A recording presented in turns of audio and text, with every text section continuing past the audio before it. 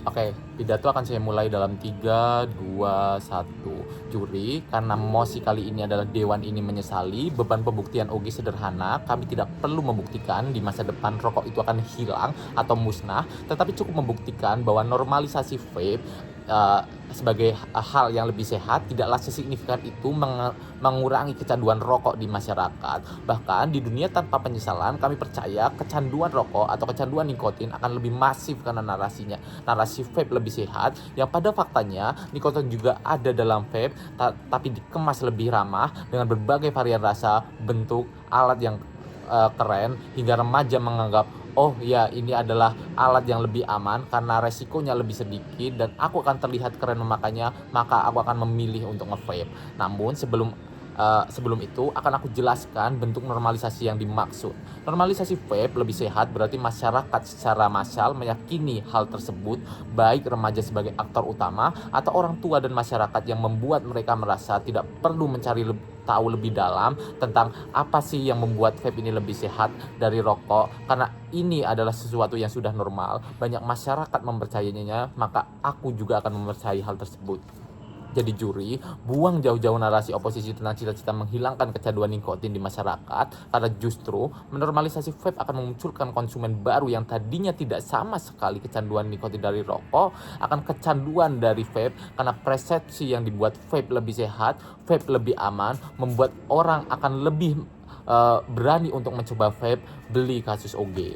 Framing juri, fokus utama pada mosi ini adalah tentang dampaknya bagi remaja yang masih dalam masa pertumbuhan, mencari jati diri, dan kita pahami bersama bahwa terdapat budaya di mana alasan remaja merokok adalah sebagai bentuk legitimasi bahwa dia akan menjadi orang yang keren, akan diterima pada kelompok sosial tertentu, yang akhirnya menjebak mereka dalam kecanduan yang merusak diri mereka. Oposisi pasti akan bilang bahwa klaim vape lebih sehat dari rokok itu adalah sebuah fakta, dan ini adalah bentuk upaya pengurangan dari dampak bahaya rokok itu yang sudah masif. Kami tidak akan mencoba untuk menyangkal fakta tersebut dengan ya hanya bilang bahwa di dunia vape itu juga memiliki dampak bahaya yang juga signifikan terhadap tubuh, atau hanya bilang di dunia vape ada kasus penyalahgunaan narkotika yang lebih masif pada akhirnya. Meskipun ini juga merupakan fakta dan akan aku coba ekstensikan nantinya, tetapi terlebih dahulu aku akan coba buktikan normalisasi narasi vape lebih sehat saja sudah cukup menghancurkan kehidupan masyarakat, khususnya remaja yang dari tadi ku jelaskan sebagai titik berat pembuktian. Saat kau mengatakan vape lebih aman di sela-sela kampanye bahaya rokok, maka akan timbul persepsi dalam masyarakat, timbul opsi dalam remaja, khususnya para remaja yang seharusnya terbagi atas dua, yaitu sebagian remaja untuk memilih menjadi kelompok yang mengambil resiko dengan tetap merokok karena mereka akan terlihat keren atau alasan lain, serta kelompok lain yang takut terhadap bahaya rokok ini dan mereka memilih untuk ya aku tidak keren tetapi aku tetap hidup sehat. Tapi muncul karena adanya narasi vape ini lebih sehat, menjadi kelompok yang takut ini memiliki opsi untuk tetap, oh aku bisa keren dengan cara nge-vape, karena nge-vape ini tetap membuat aku keren tapi bahayanya itu lebih sedikit. Ketakutan mereka dari bahaya rokok itu akan berkurang karena narasi vape itu lebih sehat, dan ini justru membuat pecandu rokok akan lebih banyak dari sebelumnya.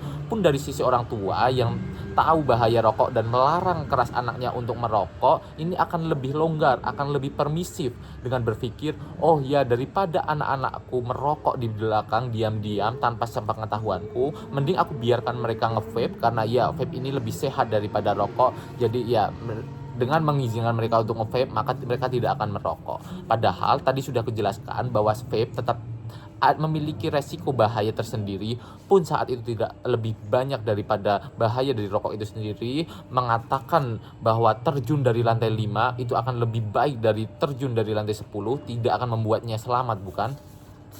Lebih lanjut, karena pasar yang tercipta karena miskonsepsi lebih aman akibat normalisasi akan dimanfaatkan oleh industri vape, karena ya bahwa kesehatan masyarakat atau kesehatan remaja itu bukan tanggung jawab mereka, melainkan mereka memiliki tujuan untuk keuntungan ekonomi semata. Yang saat industri ini diberi kesempatan, mereka akan memasifkan kampanye dengan menjual varian-varian baru, bahwa mereka akan membuat inovasi bentuk-bentuk alat yang baru, vape yang lebih keren, dan remaja sebagai target pasti akan mau untuk membelinya, membeli lebih banyak karena telah kecanduan dan tujuan legitimasi yang telah terbentuk.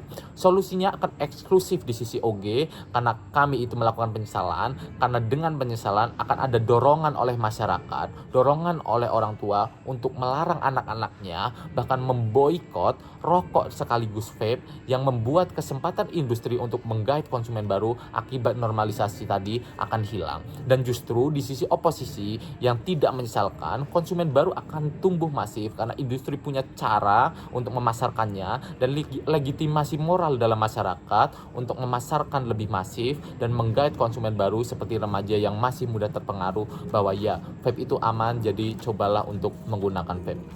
Juri, hari ini kita tidak hanya membahas tentang vape sebagai alat, tetapi bagaimana masyarakat membentuk standar tentang apa yang dianggap wajar oleh generasi muda, pun saat perilaku pihak kontra terus-terusan berbicara tentang bahwa ya vape ini lebih aman, namun di dunia nyata bukanlah remaja menjadikan mereka untuk membandingkan kandungan kimia dari vape dan juga rokok secara empiris, tetapi hanya sebatas tahu bahwa vape itu lebih aman, berarti tidak ada salahnya untuk mereka mencoba. Disitulah letak mulai normalisasinya. Padahal sejarah berkali-kali membuktikan bahwa industri aditif seperti rokok akan tumbuh masif saat ada pelonggaran dalam masyarakat. Maka penyesalan adalah solusi terbaik untuk menyelamatkan generasi muda, menyelamatkan masyarakat dari kecanduan vape dan rokok. Ya, OG menang.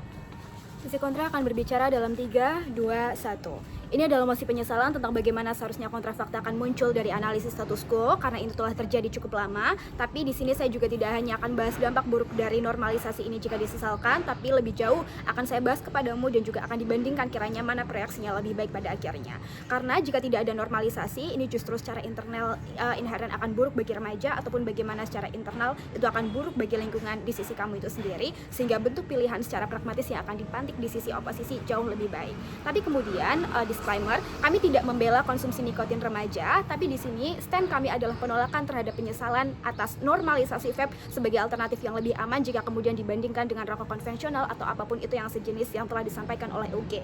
Jadi komparasinya seperti ini. Aku rasa dunia tanpa normalisasi vape yang telah digaungkan oleh UG sebelumnya juga pada akhirnya tidak akan pernah bisa menjadi dunia tanpa nikotin dan lain sebagainya. Kemungkinan terburuknya justru apa? Remaja bisa saja beralih ke rokok konvensional ataupun pasar ilegal yang nantinya akan aku jelaskan.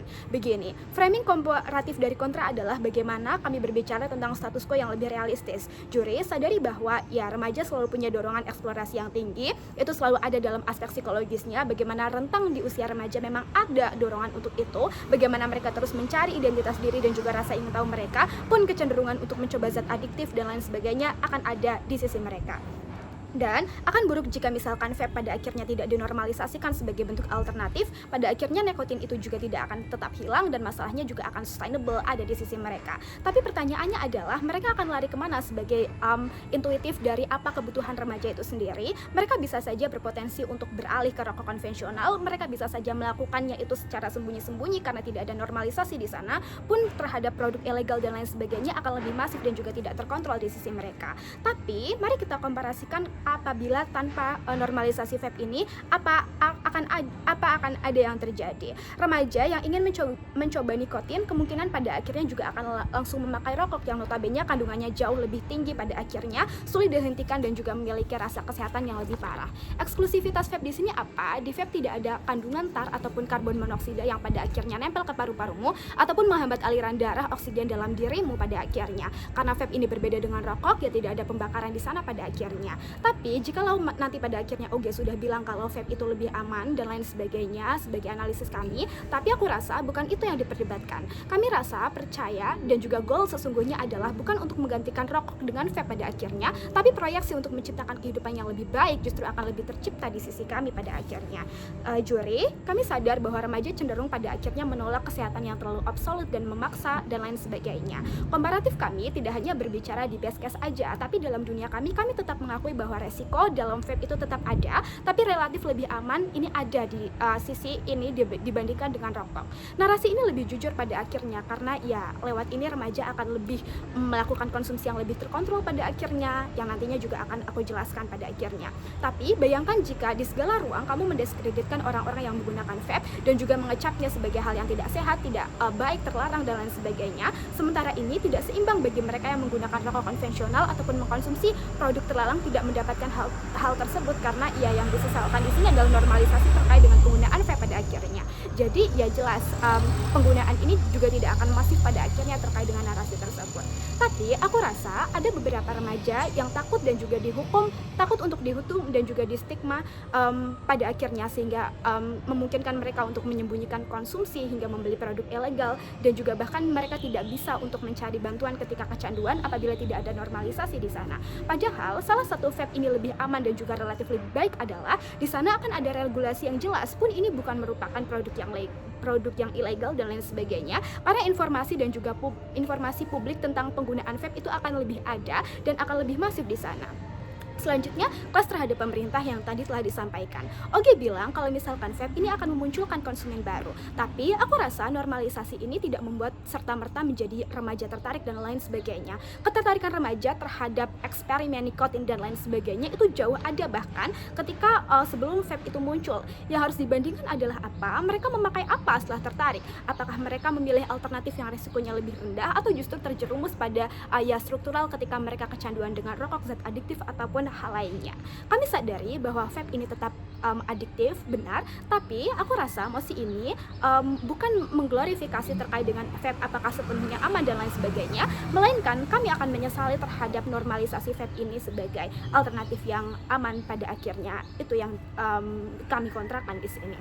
Tapi selanjutnya pada akhirnya ya proyeksi goals akan secara inheren baik di sisi kami karena di status quo rokok konvensional memiliki masalah yang struktural. Nikotin dikonsumsi lewat pembakaran dan lain sebagainya, bahkan ini menjadi budaya yang tidak dapat terlepaskan oleh masyarakat, mengakar dan secara berkelanjutan. Sebagai remaja, kamu akan melihat orang tuamu sebagai bentuk yang maskulin ketika kamu merokok dan lain sebagainya. Dan kabar buruknya apa? Perokok ini akan terus sustainable, tidak berhenti, bergantung dan lain sebagainya. Bahkan berbagai papan iklan yang sudah ada di jalanan terkait dengan bahaya rokok atau gambar-gambar yang menyeramkan itu tidak mempan untuk mereka. Narasi jangan merokok dan lain sebagainya selalu tidak cukup. Kenapa ini bisa terjadi? Kecanduan, terikat budaya, dan juga ada koneksi yang membentuk identitas atas penggunaan rokok itu sendiri. Terkait ketergantungan, aku rasa ini akan lebih alternatif apabila ya dosis, kita bicarakan dosis, jelas kalau misalkan dosis nikotin akan lebih keras ketika dia pada rokok, pun ketika apabila kamu bilang harga rokok ini pada akhirnya memiliki dosis yang berbeda, juri sadari bahwa dalam konteks remaja ketika mereka ingin membeli rokok dengan menggunakan uang dan lain sebagainya yang mungkin tidak dapat membelinya dengan harga yang mahal, mereka hanya bisa membelinya dengan harga yang murah dan lain sebagainya, pun di sana pada rokok-rokok yang murah seringkali filter yang tersedia juga kurang maksimal dan lain sebagainya, sehingga dosis nikotin ini justru akan lebih masif di sisimu. Tapi ketika kita berbicara dengan vape akan ada kadar nikotin yang bisa diturunkan di sini.